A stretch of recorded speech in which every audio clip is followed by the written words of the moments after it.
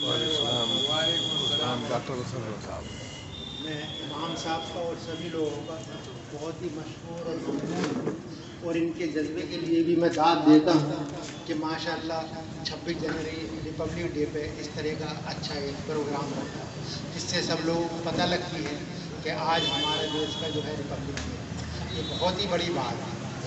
اور جیسا کہ ابھی سب نے بتایا، ہمارا جو دین ہے ماشاءاللہ، جو دین ہے ہمارا، ایک بار اللہ کے رسول صلی اللہ علیہ وسلم سے پوچھا گیا کہ دین کیا ہے، ایک حدیث کا مفہوم،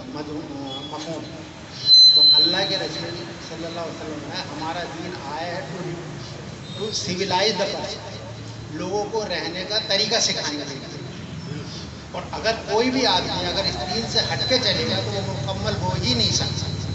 میں ایک بار یہ دیکھ رہا تھا، جیسے ہمارے قرآن کے اندر سزائیں ہیں، جیسے ایڈلٹری کے لیے سزا ہے، یا جیسے یہ زنا خوری کے لیے سزا ہے، جو ہمارے قرآن شریف میں ہے وہ حد ہے۔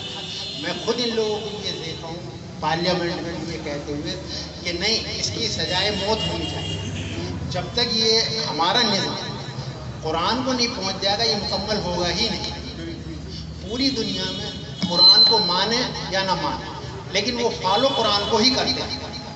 ہر جگہ اگر کہیں کسی کی مان لیجیے کسی کا قتل کر دیتا تو اس کی پوری دنیا میں جو ہمارے قرآن میں سزا ہے وہی سزائیں ہیں دنیا میں۔ لوگ اس کو مانیں یا انکار کریں، لیکن فالو اس کو قرآن کو ہی کریں۔ اگر قرآن کو فالو نہیں کریں گے تو سویلائز ہو ہی نہیں سکتے، ایک ٹیمپری طریقے سے۔ تو بس یہی ہم لوگ سب چاہتے ہیں کہ اللہ کے رسول محمد صلی اللہ علیہ وسلم اور قرآن کو ہم لوگ فالو کریں۔ ایک شعر ہے علامہ اقبال کا، اسی سے میں ختم کرتا ہوں کہ محمد سے وفا تو نے تو ہم تیرے، یہ زمین چیز کیا لوہوں کا لب دے۔ بس اسی کے ساتھ